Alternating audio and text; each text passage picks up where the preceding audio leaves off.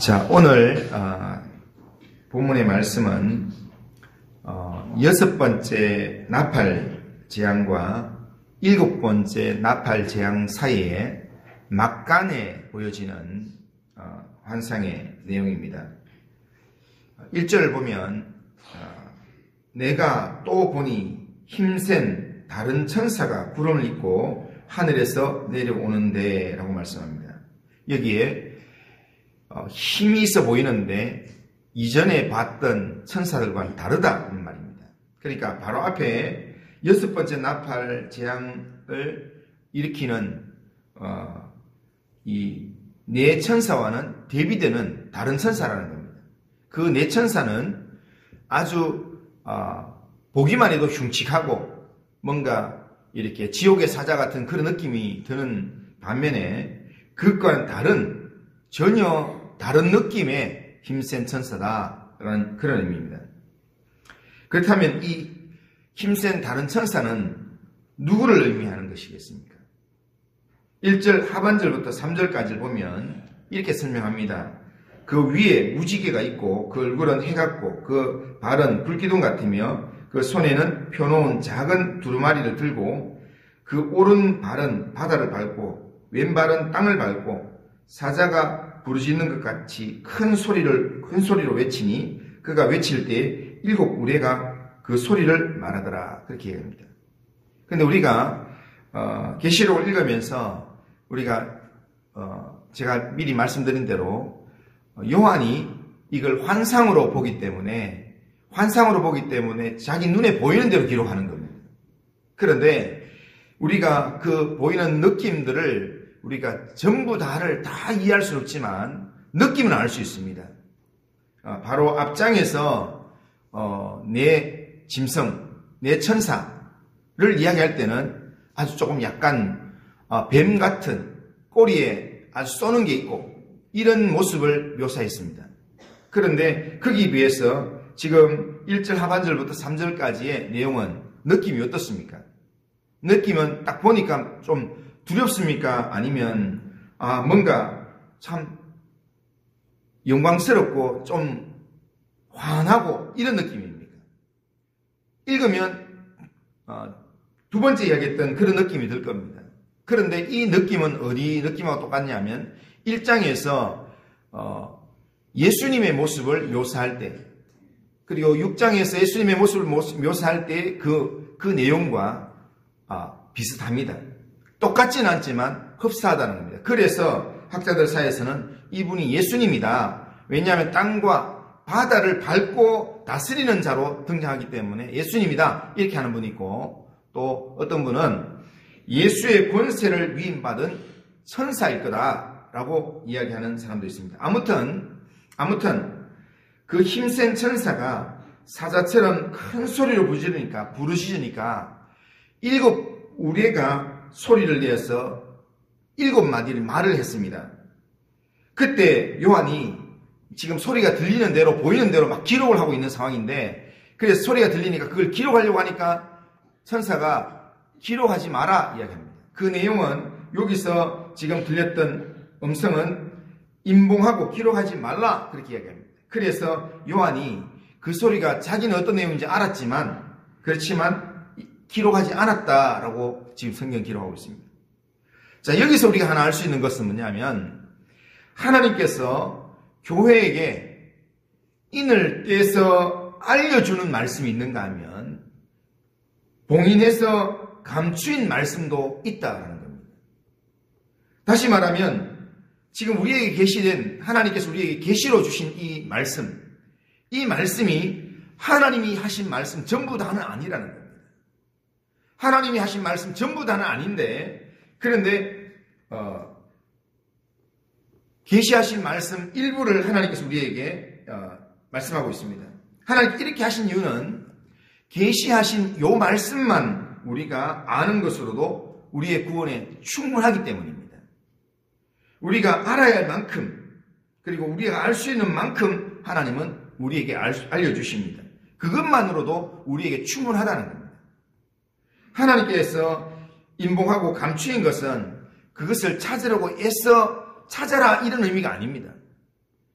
이걸 몰라도 신앙생활에 전혀 지장이 없기 때문에 이거는 덮어놓고 이걸 알려주지 마라 라고 이야기하시는 것입니다.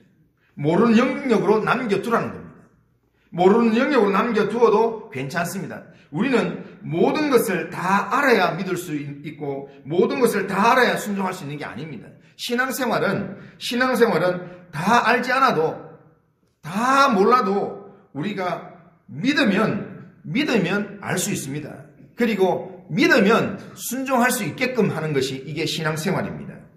이것이 하나님이 원하시는 믿음의 모습이고 우리에게 요구하시는 모습입니다. 계속해서 요한이 임봉하지 말라 해서 임봉하지 않고 그렇게 바라보니까 그 힘센 천사가 하늘을 향해서 오른손을 들고 그러면서 하늘을 가리켜 맹세하면서 이런 말을 합니다. 6절 7절 보면 6절 중반부터 6절 끝부분부터 보면 이렇게 이야기합니다. 지체하지 아니하리니 일곱째 천사가 소리내는 날 그의 나팔을 불려고 할 때에 하나님이 그의 종 선지자들에게 전하신 복음과 같은 비밀. 일곱째 천사가 소리내는 날 그의 나팔을 불려고 할 때 하나님이 그의 종 선지자들에게 전하신 복음과 같이 하나님의 그 비밀이 이루어지리라 하더라. 자, 분명히 요한에게 이야기했던, 요한에게 우리의 소리로 말했던 그 내용이 복음과 같은 그런 소리였습니다. 그런데 그게 감추었기 때문에 기록을 하지 마라 했기 때문에 비밀입니다. 그런데 이 비밀, 우리의 소리에 통해서 들려졌던 그 비밀, 일곱째 나팔 불기 전에 다 이루어진다. 그렇게 이야기합니다. 다 이루어질 것이다. 그렇게 말합니다. 그러니까 무슨 말이냐면 때가 되면 감추인 말씀이 지체하지 않고 다 이루어진다 이런 말입니다. 그러니까 우리가 몰라가지고 안달이 나고 이걸 알기 위해서 막 연구하고 이렇게 할 필요가 없다는 겁니다. 그냥 때가 되면 하나님께서 다 그냥 알려주신다는 겁니다. 하나님은 오래 참으시는 분이시지만 그러나 오래 기다리시면서 복음을 전하고 회개할 기회를 주시는 분이시지만 그러나 하나님은 한없이 계속 기다리기만 하시는 분은 아닙니다. 하나님의 정하신 때가 되면 그 연과 그 시와 그 때가 되면 하나님은 예정하신 말씀대로 구원과 심판의 계획을 시행하신다는 겁니다. 그러기에 우리는 하나님과 하나님의 말씀을 집중하면서 믿음으로 그 말씀에 순종하기만 하면 하나님께서 일은 하신다는 겁니다. 때가 되면 하나님의 말씀은 반드시 이루어지게 되고 그 말씀을 믿고 순종하는 자들은 반드시 승리를 경험하게 됩니다. 그러기에 마지막 나팔의 말씀은 믿지 않는 마지막 나팔로 불려지는 그 말씀은 믿지 않는 자에게는 정말 무서운 심판이 되겠지만 그러나 믿는 자들에게는 하나님의 승리를 경험하게 되는 그런 성취의 경험의 현장이 될 것입니다. 그런데 그때가 되기까지 하나님께서 우리 믿는 자에게 주신 사명이 있습니다. 요한에게 주신 사명이 있습니다.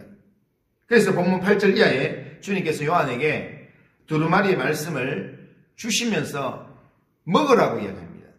그러면서 그 주신 말씀을 먹으라고 이야기하면서 그걸 먹으면 입에는 굉장히 달지만 그러나 뱃속에는 굉장히 쓰게 된다라고 이야기합니다. 주님께서 우리에게 주시는 말씀은 그냥 우리가 보관하라고 주시는 말씀, 우리 머릿속에 그냥 다 먹고 있으라고 주시는 말씀이 아니라 우리가 먹고 소화하라고 주시는 말씀입니다. 먹으면 입에는 달지만 배에는 쓸 것이라고 말합니다. 요한이 그렇게 실제로 먹으니까 실제로 그렇게 되었습니다. 실제로 그랬다라는 겁니다. 하나님께서 우리에게 주시는 말씀도 이러합니다. 하나님께서 에스겔에게도 동일한 말씀을 하셨습니다.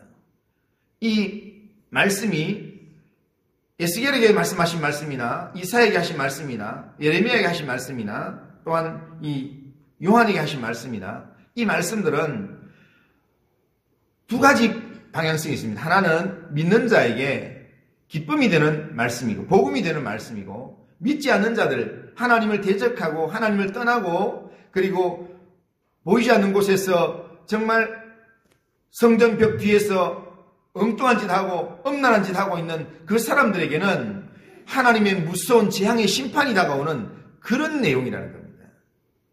그렇기 때문에 이 말씀은 듣는 순간에는 이 말씀이 우리를 구원하는 말씀이기 때문에, 우리를 위한 말씀이기 때문에 이 말씀을 듣는 순간에는 우리의 마음이 너무너무 기쁩니다. 우리를 구원하시는 말씀이고 우리를 살리는 말씀이고 우리를 위로하는 말씀이기 때문에 너무 좋은 말씀입니다. 그래서 말씀을 받을 때는 아멘, 이 말씀이 너무 좋습니다, 이렇게 말씀 받지만, 그러나 이 말씀이 내가 소화되고 나면 이 말씀을 받지 않는 사람들 향한 순종의 하나님께서 내게 정인의 삶을 내게 요구하는 부분이 있다는 겁니다.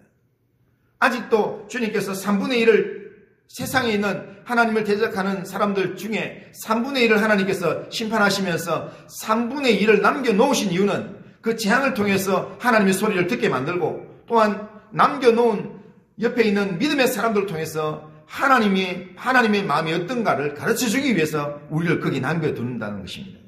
그렇기 때문에 말씀을 먹은 자는 말씀을 전하는, 순종하는 삶을 살아야 된다는 겁니다. 그게 너무 힘들다는 겁니다. 그래서 에스겔도 말씀을 받고 난 다음에 파수꾼처럼 하나님께서 주신 그 말씀을 받기는 받았는데, 이것을 안전하면 니한테서 그 사람의 말씀을 듣지 못해서 불순종의 길에서 그게 죽게 되는 그 사람의 죽음의 피값을 너한테 찾겠다, 이렇게 말하니까 말 안 할 수가 없고, 말하려고 하니까 말 안 듣고, 그래서 너무 힘들다는 겁니다. 그래서 우리가 말씀대로 살면서 그 말씀을 세상에 우리가 전하는 삶이 너무 힘들다는 겁니다. 우리가 말씀 전할 때마다 기적이 일어나고, 말씀을 전할 때마다 정말 믿지 않는 자들이 믿음의 자리에 돌아오면 얼마나 좋겠습니까? 그런데 그렇지 않다는 겁니다. 하나님께서 정말 어떤 자들에게는 들을 귀가 없게 만들어 놨습니다. 아무리 이야기해도 깨닫지 못합니다. 듣지 못합니다. 그런데 그런 사람들한테 가서 하나님의 말씀을 전해주라고 이야기합니다. 왜냐하면 그들이 마지막 받는 그 심판 앞에서 이것이 하나님이 하신 일이라는 사실을 그들이 깨달아 알 수 있도록 증인이 되는 삶을 살아라고 이야기한다는 겁니다. 그리고 우리가 또한 그들 가운데서 세상의 빛으로, 세상의 소금으로, 예수의 사람으로 살아가는 것 쉽지가 않습니다. 그래서 말씀을 살아가는 것 자체가 어렵다는 겁니다. 하지만 이것이 어렵지만 우리가 말씀대로 우리가 순종하며 살아갈 때 하나님의 감추어졌던 그 비밀이, 복음 같은 그 비밀이 하늘에서 이루어지는 것처럼 땅에서 이루어지는 놀라운 은혜의 역사가 일어난다라는 사실입니다. 그러기에 오늘 우리는 이 땅에서 하나님께서 나를 세상 가운데 보내셨다는 그 믿음 가지고 하나님께서 내게 주신 이 승리의 말씀, 이 말씀을 붙들고 우리는 나만을 위해 살아가는 것이 아니라 이 말씀을 붙들고 우리는 세상에 보냄을 받은 자로서 세상 가운데서 하나님의 사람으로 살아가야 된다는 거예요. 때로는 하나님께서 내게 말씀하라 하면 내 입을 열어서 말을 해야 되고, 하나님께서 또한 행동으로 그리스도의 향기를 드러내라 하면 그리스도의 향기를 드러내는 삶을 살아야 합니다. 때로는 그 삶이 힘들고 때로는 내가 손해보는 삶이라 할지라도 그렇게 믿음으로 살면 때가 되면 하나님께서 하나님의 비밀이 세상 가운데 드러나도록 하나님께서 일하실 것입니다. 오늘도 그 하나님을 오늘도 믿음의 눈으로 바라보면서 의지하면서 오늘도 하나님 앞에서 하나님의 편에 선 사람으로 믿음의 신실한 삶을 살아가는 우리 모든 성도님들 다 되시기를 주님의 이름으로 축원합니다.